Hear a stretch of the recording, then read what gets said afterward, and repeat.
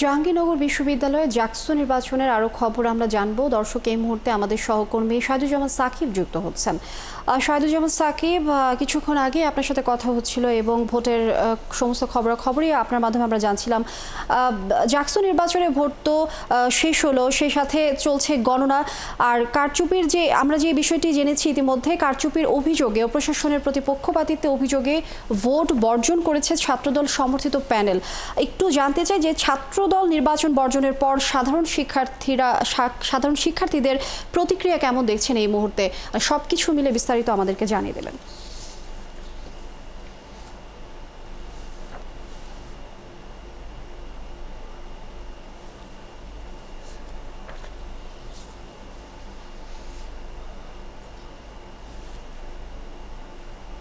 লেনিয়া, vote গণনা এখনো শুরু হয়নি, তবে বিভিন্ন কেন্দ্র থেকে এই সিনেট পুরাতন যে রেজিস্টার বিল্ডিং সেখানে ব্যালট বাক্স আসা শুরু হয়েছে ইতিমধ্যেই।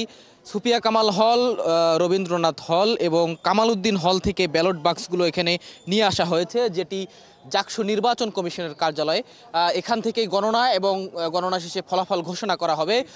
এর আগেই ভোট গ্রহণ শেষের কিছু আগেই কিন্তু জাতীয়তাবাদী ছাত্রদল তারা ভোট বর্জন করেছে এবং বিএনপিপন্থী শিক্ষক 3জন শিক্ষক তারা এই দায়িত্ব থেকে সরে আসার ঘোষণা দিয়েছে এবং তার কিছুক্ষণ পরপরই কিন্তু সংসপ্তক নামে একটি প্যানেল তারাও ভোট বর্জনের ঘোষণা দিয়েছে। তাদের মূল যে অভিযোগ, সারাদিনে আসলে ভোটে কারচুপি হয়েছে এমন অভিযোগ তারা করেছেন। বিভিন্ন হলে তাদের প্রার্থীদেরকে ঢুকতে বাধা দেওয়া হয়েছে এমন অভিযোগ তুলে তারা আনুষ্ঠানিকভাবে বর্জন করেছেন এবং লিখিতভাবে নির্বাচন কমিশন বরাবর তারা অভিযোগ দিয়েছেন।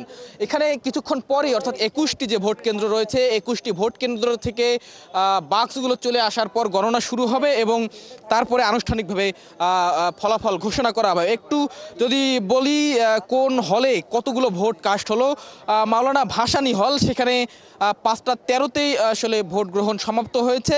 384টি ভোট পড়েছে, 74.7% ভোট গ্রহণের হার।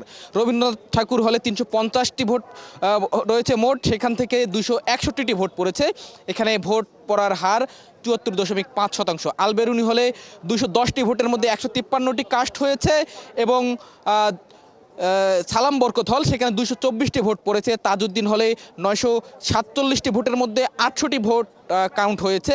এছাড়া শেখ মুজিব হলে সেখানে 522টির মধ্যে 381টি ভোট কাউন্ট হয়েছে। তার মধ্যে এই যেসব হলের নাম বললাম, সেসব হলের মধ্যে 3টি হলের ব্যালট বাক্স এখানে কিছুক্ষণ আগেই কড়া পুলিশি প্রহরায় নিয়ে আসা হয়েছে এবং এই নির্বাচন কমিশন কার্যালয়ের 3য় তলায় ভোট গ্রহণ হবে সবগুলো কেন্দ্রের ভোট আসবার পরে। এরপরে গণনা শুরু হবে, গণনার পর এখান থেকেই আনুষ্ঠানিকভাবে এই জাকসু নির্বাচনের ফলাফল ঘোষণা করা হবে। শিক্ষার্থীদের আসলে প্রতিক্রিয়া আমাদের খুব বেশি এখন পর্যন্ত জানবার সুযোগ হয়নি। আমাদের অন্যান্য সহকর্মী যারা রয়েছেন তারা সেখানে রয়েছেন, তারা হয়তো পরবর্তীতে সেসব খবর জানাবেন। লেনিয়া।